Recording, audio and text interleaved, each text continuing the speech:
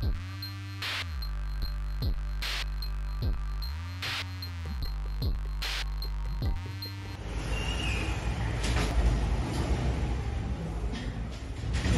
we started with the public finance in India. What we studied yesterday, public expenditure. Today we are going to study public revenues. Revenue means income. So public revenues, sources of public revenue. By which sources government earns or receives money. These are known as sources. Sources are divided into two, taxes and non-tax. So government, the main source of income to government is taxes, and the second source is non-tax. Non-tax, see, there are many what we say taxes are types of taxes divided into two, direct and indirect. And non-tax revenue, the income generated other than the tax is non-tax revenue. Now we are going to study what is public revenue, sources of public revenue, taxes and non-taxes. So first, public revenue. Public means the government. Actually, the government works for the citizen, or it's government's responsibility to provide what we say law and order.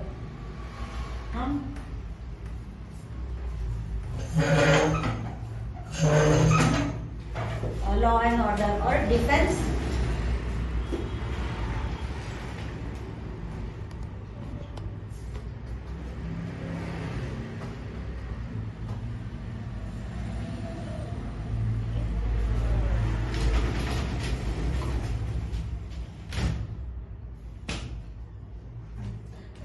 Yes,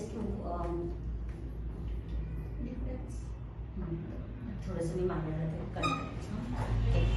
Public, what does government do first? Government find out the expenditures, then find out the what we say the government काय करतो पहिले की किती expenditure लागणार आहे ते बघतो आणि मग किती ते एक्सपेंडिचर कव्हर करायला किती इन्कमची रिक्वायरमेंट आहे. जर फंड्स कमी पडत असतील तर गव्हर्नमेंट बॉरो करतो. पण आता आपण बघितलं की काय सोर्स आहे. गव्हर्नमेंटला जर एवढं लॉ अँड ऑर्डर करायचं आहे, डिफेन्स ठेवायचं आहे, डिफेन्स कंट्रीचं मेंटेन करायचं आहे, तर गव्हर्नमेंटला नॅचरली फंड्स तर लागणार आहेत. मग फंड्स कुठून अवेलेबल होणार आहे? What are the sources? Actually कुठून सोर्सेस? तो काय येणार आहे? पहिला आहे taxes. Main source is the taxes. Taxes की आपण टॅक्स म्हणजे काय करतो? आपण टॅक्स पे करत राहतो.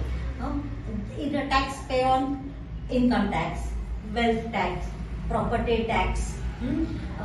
If we sell or purchase any property, then the profit earned on the sale or purchase of the property, it is also taxable.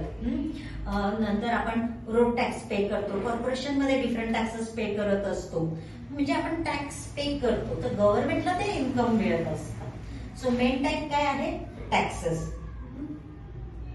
की काय म्हणतात definition, the essence of tax is distinct from other charges by government.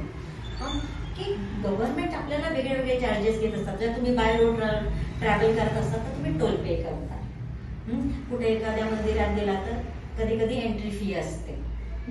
एखाद्या किल्ल्याला visit केला तर त्याचं entry fee वगैरे असते. पार्कमध्ये एंट्री फी असते. हे तर आहेच. म्हणजे हे सगळं कुठे जात असतं? गव्हर्नमेंटकडे जात असतं. पण डायरेक्ट चार्जेस काय म्हणता येतील त्याला? की between tax pair and public authority. की जो टॅक्स पे करतोय तो डायरेक्ट कोणाकडे जातोय? गव्हर्नमेंटकडे कलेक्ट होतोय. टॅक्स म्हणजे काय? की essential tax possesses certain characteristics. की टॅक्स काही वैशिष्ट्य आहे. तर पहिलं काय आहे, तर it is a compulsory contribution to the government. की प्रत्येक citizen residing in the country should pay the tax. प्रत्येक पर्सनने टॅक्स पे करणं नेसेसरी आहे. लिगली बाउंडेड, कायदेशीर ते म्हणजे टॅक्स पे करायलाच लागतोय. आणि tax is the major source of revenue to the government. म्हणजे गव्हर्नमेंट मोस्ट ऑफ द जे सोर्सेस इन्कम जे मिळत असतं गव्हर्नमेंटला, तर सर्वात मोठा पार्ट कोणाचा म्हणता येईल, टॅक्सचा म्हणता येतो. If any person does not pay, तुम्हाला माहिती आहे का, जर कोणी टॅक्स पे केला नाही तर गव्हर्नमेंट त्याला फाईन चार्ज करतो, पेनल्टी लावते किंवा मग इम्प्रिझनमेंट, वेगळे वेगळे शिक्षा पण करू शकतात. Tax is paid by a tax payer to enable government to incur expenses in the common interest of the society. की टॅक्स का पे केला जातोय, की government to incur expenses in the common interest. Government आपण जो काही tax pay करतो ते पॉलिटिशियन्स काही त्यांना ते इन्कम, म्हणजे आपण म्हणतो हा गव्हर्नमेंटला इन्कम सोर्स आहे तो, मग तो काय युटिलाइज करतात ते गव्हर्नमेंट. आपण जे टॅक्स पे केलेला आहे तो गव्हर्नमेंट त्या लोकांसाठीच युटिलाइज करतो. म्हणजे providing different kind of services. जसं की जे गव्हर्नमेंट ऑफिशियल्स असतात त्यांना पेमेंट करायचं असतं, गव्हर्नमेंट डिफरंट सबसिडीज प्रोव्हाइड करत असतं. तर हे कुठून देणार आहे, ते पॉलिटिशियन्स स्वतःच्या पॉकेटमधून ते देणार नाहीयेत ना. ते कुठून देणार आहेत, जे कंट्रीमध्ये राहणारी सिटीजन्स आहेत त्यांच्याचकडनं कलेक्ट करतात आणि पुन्हा त्यांनाच देतात.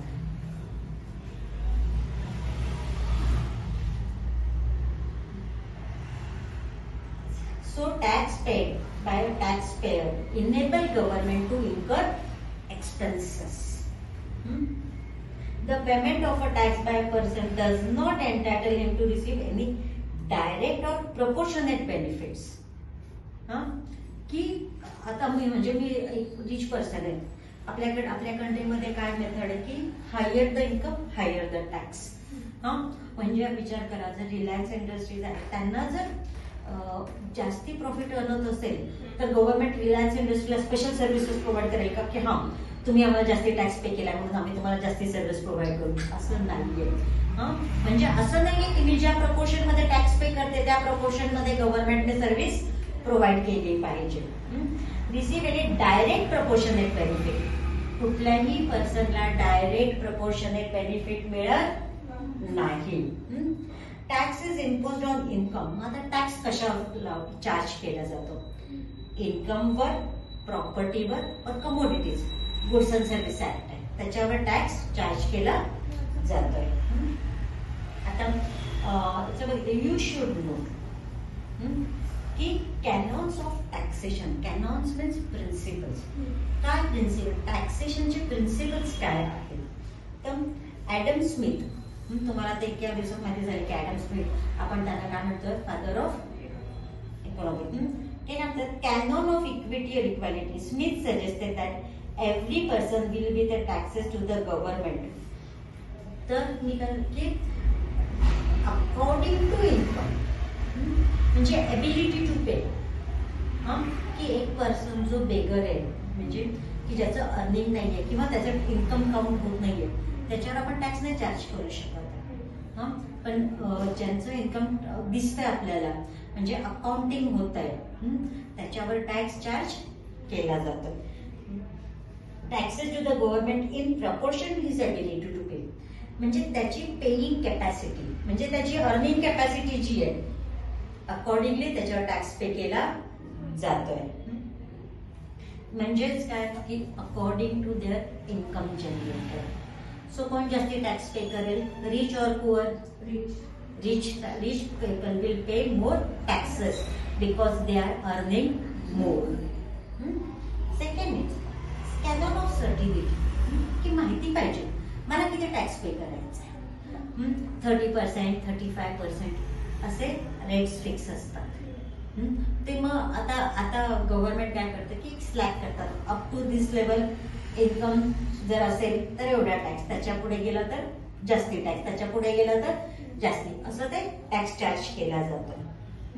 How tax he has to pay, how much tax, की मला किती टॅक्स पे करायचा आहे हे मला आधी माहिती पाहिजे. असं की 2025-26 मध्ये आता मला टॅक्स किती पे करावं लागणार आहे हे मला माहिती पाहिजे 24 मध्येच, की मला एवढं इन्कम जनरेट होतं तर मला एवढी अमाऊंट टॅक्सची पे करावी लागणार आहे. Certainty, canon of convenience, every tax should be levied in such manner that such time it becomes convenient to the tax payer. की असा टॅक्स करा की टॅक्स पे करायला त्याला कन्व्हिनियंट व्हायला पाहिजे.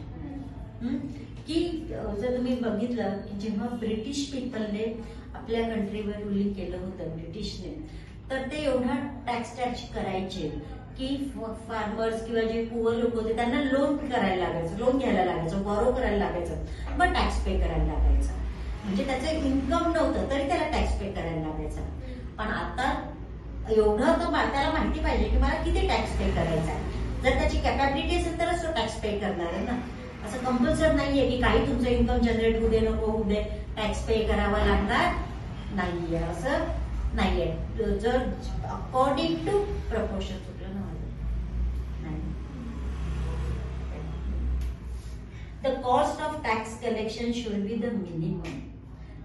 किती म्हणजे हाय नाही, 50% वगैरे टॅक्स चार्ज करायचा नाहीये, 30%, 35% असतात. आणि एव्हरी इयर गव्हर्नमेंट त्यांच्यामध्ये काहीतरी चेंजेस करतात. म्हणजे मिनिमम एवढं इन्कम असेल तर तुम्हाला टॅक्स पे करावा लागत नाहीये, त्याच्यापेक्षा लेवल वाढलंय तुमचं इन्कम तर टॅक्स पे करावा लागतो. आता types of taxes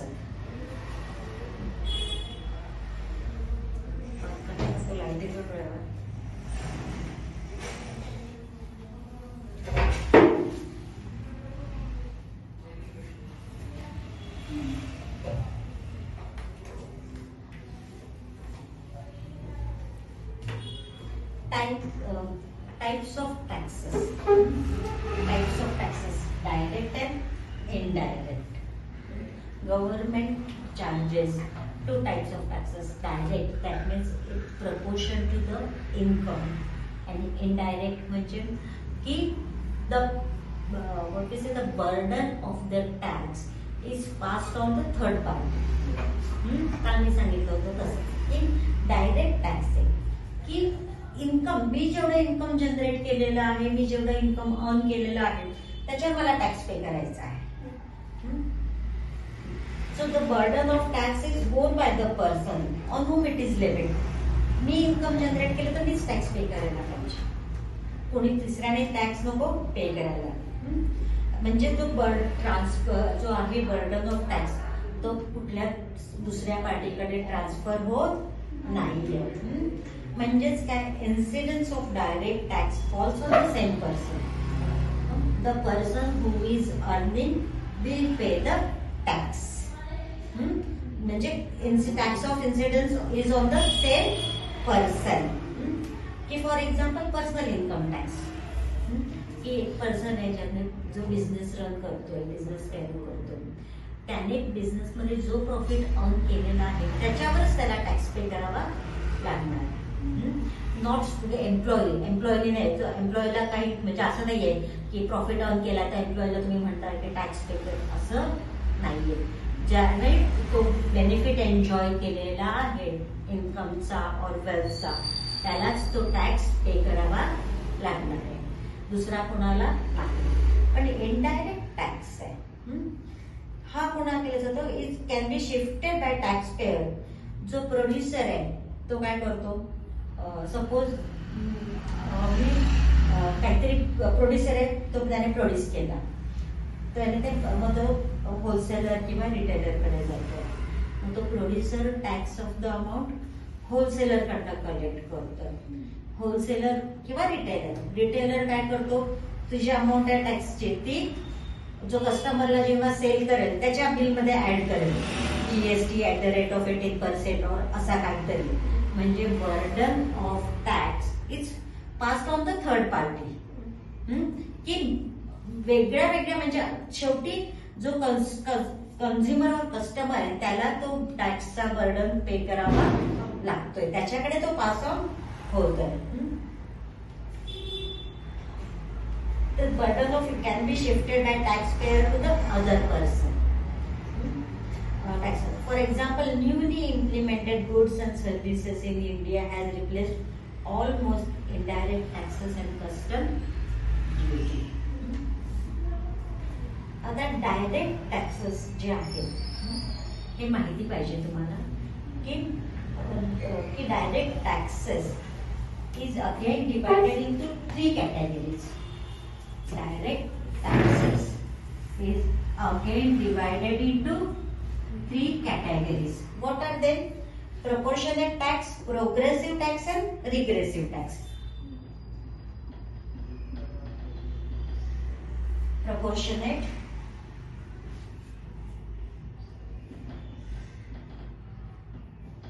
progressive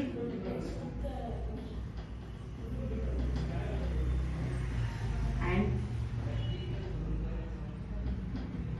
regressive. हे 3 आहेत. So proportionate means कि when tax is levied at the same and constant rate at all incomes. कि tax rate constant है all incomes per. Progressive with every increase in income. कि जसं मी सांगितलं की आपल्या कंट्रीमध्ये प्रोग्रेसिव्ह रेट आहे. More you earn more you have to pay the tax. कळलं? Higher the income higher the tax. And regressive आहे. The larger the income the smaller is the proportion. तर रिग्रेसिव्ह म्हणजे काय? प्रोग्रेसिव्हच्या opposite. Regressive larger you earn pay the minimum व pay the low tax. कळलं? हे 3 types आहेत. Direct taxes, proportionate, progressive and regressive. Now we are going to learn non tax sources, non tax revenue sources. Non tax, the income earn by the government other than the tax. गव्हर्नमेंटला tax शिवाय अजून कुठून income receive होते किंवा कुठल्या form मध्ये होते. मग आता तुम्ही बघितलं की कुठे फ्लड आलं किंवा डिझास्टर्स काही झाले तर आपण डोनेट करत असतो. मग गव्हर्नमेंट आपण ते डोनेट केलंय म्हणजे ते गव्हर्नमेंटला इन्कमच झालेलं आहे. की गिफ्ट्स, ग्रांट्स, तर फीज पहिलं जे आहे ते आहे fees. A tax is paid compulsorily without any return service. Fees is paid in return for certain specific services rendered by the government. आता सपोज तुम्ही काही प्रॉपर्टी परचेस करताय किंवा अजून काही परचेस केली असेल तर त्यावेळेस तुम्हाला रजिस्ट्रेशन फीज किंवा काही गव्हर्नमेंटच्या फीज पे कराव्या लागतात. मग ते फीज म्हणजे it is income to government.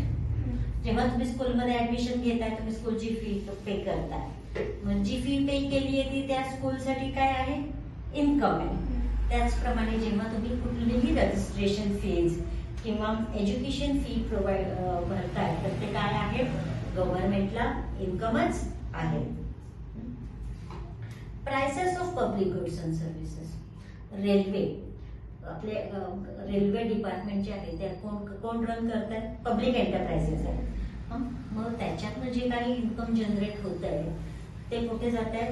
गव्हर्नमेंटलाच जात आहे. किंवा गव्हर्नमेंटचं आपण सिलेंडर्स, गॅस सिलेंडर्स परचेस केले तर त्याच्यावर जे आपण पे करतोय ते पण कोणाला जात आहे? म्हणजे public services and goods. A price is payment made by the citizen to the government. की एखादा सिटीजन गव्हर्नमेंट कडनं जे काही परचेस करतो त्याच्यासाठी आपण प्राइस पे करतो. तुम्ही पोस्ट मध्ये गेले, रेव्हेन्यू स्टॅम्प परचेस केलं, त्याचं कोणाकडे जातात पैसे? गव्हर्नमेंटकडे जातात. पोस्टल डिपार्टमेंट गव्हर्नमेंट डिपार्टमेंटचं. त्याचप्रमाणे तुम्ही ट्रॅव्हल करताय रोड, रेल्वे, तर जेव्हा तुम्ही पेमेंट करताय ते कोणाकडे जात आहे? गव्हर्नमेंटकडे जात आहे. म्हणजे prices of public goods and services it is an income to the government. Special assessments are the payment made by citizens of a particular locality. For example, local bodies can levy special taxes on special facilities like roads, energy, water supply. तुम्ही एखाद्या suppose historical city मध्ये राहताय की special काहीतरी आहे, मग अशा वेळेस त्यांचं मेंटेनन्स किंवा काही करण्याकरता ते लोकल गव्हर्नमेंट काही स्पेशल टॅक्सेस कलेक्ट करतात. मग स्पेशल असेसमेंट आहे in exchange for certain special facilities, की मग त्याच्याबद्दल तुम्हाला काहीतरी सर्टन स्पेशल फॅसिलिटीज पण लोकल गव्हर्नमेंट प्रोव्हाइड करत असतात. की कधी कधी मग सपोज एक लोकॅलिटी आहे जिकडे चांगले रोड्स कन्स्ट्रक्ट केलेले आहेत और चांगला पार्क बनवलेला आहे, तर ते गव्हर्नमेंट काय करेल, मग त्या लोकॅलिटी मधलं, not all of the key सगळ्या कंट्री मध्ये नाही पण त्या लोकॅलिटी मध्ये राहणाऱ्या सिटीजन्स कडनं टॅक्स कलेक्ट केला जाणार आहे. फाईन्स अँड पेनल्टीज, आपण सिंगल जम्प करतो किंवा कोर्ट केसेस होतात किंवा जे काही फाईन्स किंवा पेनल्टीज असतात ते कोणाकडे जात असतं? ऑफकोर्स गव्हर्नमेंटकडे जात असतं. म्हणजे जे कंट्रीचे लॉज व्हायोलेट करतात, म्हणजे ब्रेक करतात, जे लॉज फॉलो करत नाहीत ते. But to discourage the citizen from violating the law, for example fines for violating traffic rules. पण याचं जे इन्कम जनरेट होतं, तुम्ही जर ट्रॅफिक रूल फॉलो नाही केले, किती फाईन पे करा? 100, 500. म्हणजे ती स्मॉल अमाऊंट असते, एवढी मोठी नाही. Next is gifts, grants and donations.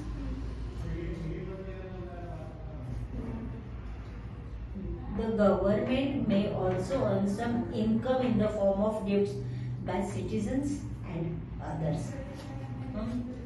जे गव्हर्नमेंट आहे ते त्यांना काही गिफ्ट्स किंवा ग्रांट्स पण रिसीव्ह होत असतात. की बऱ्याच वेळा वर्ल्ड हेल्थ ऑर्गनायझेशन आहे किंवा अजून कोणी आहे ते काय करत असतात, आपल्या गव्हर्नमेंटला काहीतरी फंड्स प्रोव्हाइड करत असतात.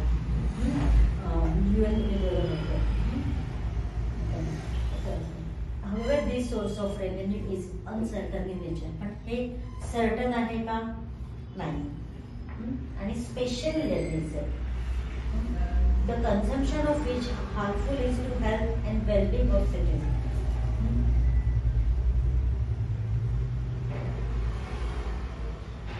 आता स्पेशल लेव्हीज म्हणजे स्मोकिंग किंवा अल्कोहोल, सिगरेट्स किंवा लिक्विड याच्यावर गव्हर्नमेंट स्पेशल जास्ती टॅक्स लावतात. डिस्करेज पीपल की तुम्ही ते कन्झ्युम करू नका, त्याचे रेट्स जास्ती असतील तर ते पब्लिक हेल्थ मेंटेन करायला पाहिजे म्हणून गव्हर्नमेंट काही गोष्टी अशा ज्या म्हणजे असं नाही करत की ते रेस्ट्रिक्ट नाही करत त्यांचं विकणं, ते मार्केटमध्ये अवेलेबल असतात, पण त्याच्यावर जो टॅक्स चार्ज केला जातो तो हायर असतो. Borrowings. The government can borrow from people in the form of deposits. गव्हर्नमेंटचे बॉन्ड्स असतात, जसं आपण बघितलं तर जेव्हा एखादी कंपनी असते फंड्सची रिक्वायरमेंट असेल तर शेअर्स इश्यू करते किंवा बॉन्ड्स इश्यू करते. त्याचप्रमाणे गव्हर्नमेंट पण जेव्हा फंड्सची रिक्वायरमेंट असते तसे बॉन्ड्स इश्यू करत असते. मग जनरल पब्लिक ते परचेस करतात. मग ती जी मनी आहे किंवा जो पैसा आहे तो कोणाकडे जमा होतोय? गव्हर्नमेंटकडे जातोय. More and more popular loans are becoming more and more major popular source of revenue. आता जर बघितलं IMF, वर्ल्ड बँक हे त्याचं एक्झाम्पल आहे.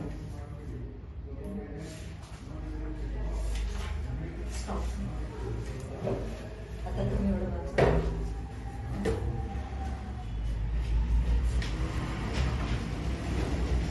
Next point is public debt.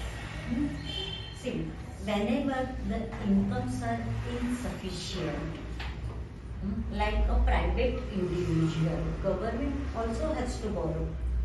जेव्हा इन्कम कमी पडत आहे तर बोरो करावं लागतं. ते पब्लिक डेब्ट आहे की जसं प्रायव्हेट इंडिव्हिज्युअलला वाटतं की नाही आता मला इन्कम कमी हो किंवा काही करायचं आहे, काही परचेस करायचं आहे, लाईक व्हेकल घ्यायचं आहे, घर घ्यायचं आहे, तर लोन घेतलं जात आहे की मग गव्हर्नमेंटसाठी रेझिंग डेप्ट म्हणजे बोरो करणं ही कॉमन ऍक्टिव्हिटी.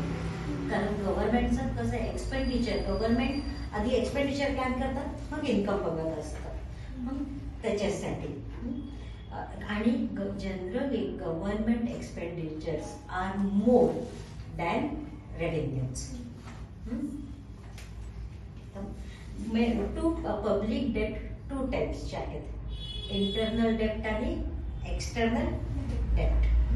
इंटरनल म्हणजे की विदिन द कंट्री, की मग जसं बॉन्ड्स इश्यू केले तर म्हणजे जनरल पब्लिक कडनं, ते people residing in the country त्यांच्याकडनं जेव्हा बॉरो केलं आहे तेव्हा, किंवा सेंट्रल बँकेकडनं जे विदिन द कंट्री, म्हणजे विदिन द कंट्री जेव्हा गव्हर्नमेंट बॉरो करते तेव्हा ते इंटरनल डेप्ट आहे. अँड एक्सटर्नल डेप्ट जेव्हा गव्हर्नमेंट फॉरेन गव्हर्नमेंट कडनं बॉरो करते किंवा फॉरेन बँक्स कडनं बॉरो करतीये. मध्ये IMF आहे, that is international monetary fund आहे, वर्ल्ड बँक आहे, म्हणजे आउटसाइड एजन्सीज कडनं, not with in the country but outside agency, मग foreign countries, foreign government, foreign bond यांच्याकडनं जेव्हा घेतलं जातं तर ते एक्सटर्नल डेप्ट्स असतात. So what is the difference between internal and external डेप्ट? Internal debt rests within the economy.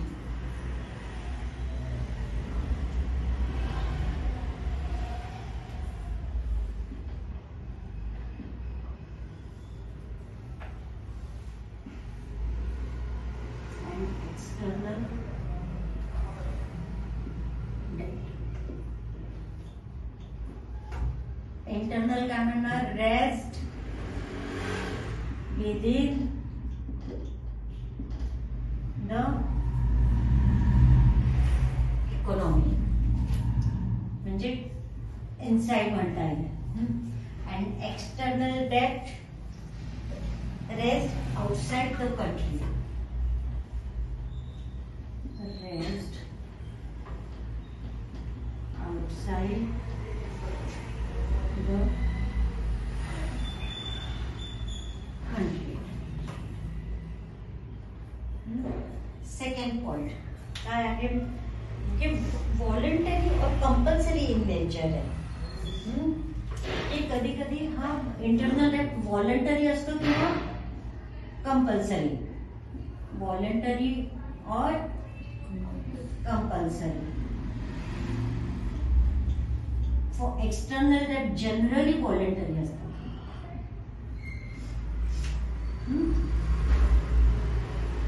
Next की जर आपण विदिन द कंट्री बोरो करत असू, नॅचरली कुठली करन्सी असणार आहे आपल्याकडे? डोमेस्टिक, म्हणजे इंडियात असेल तर रुपीज मधलं, आणि फॉरेन कंट्रीज मधले घेतलं तर फॉरेन करन्सी, लाईक US मधनं बोरो केलं तर डॉलर्स. मग इकडे डोमेस्टिक करन्सी आणि एक्सटर्नल फॉरेन करन्सी.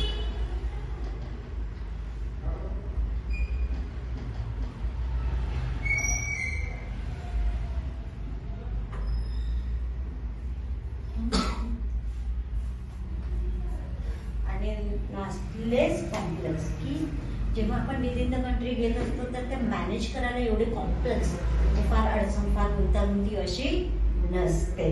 पण जेव्हा आपण फॉरेन कंट्रीजकडनं एक्सटर्नल डेप्ट रेज करतो तर ते खूप कॉम्प्लेक्स असतं. मग म्हणतात लेस कॉम्प्लेक्स, आणि हे मोर कॉम्प्लेक्स, फार गुंतागुंतीचं असं असतं एक्सटर्नल डेप्ट्स. आता मला सांग की government exam if the government is selling bonds to the people living in the country, मग ते कुठलं झालं, इंटरनल का external? Yes. Government of India borrowing funds from the world bank, external. Government of India take loan from nationalized banks, internal. And Government of India taking loans from World Bank, external. Okay. Next part in next lesson, fiscal policy and all.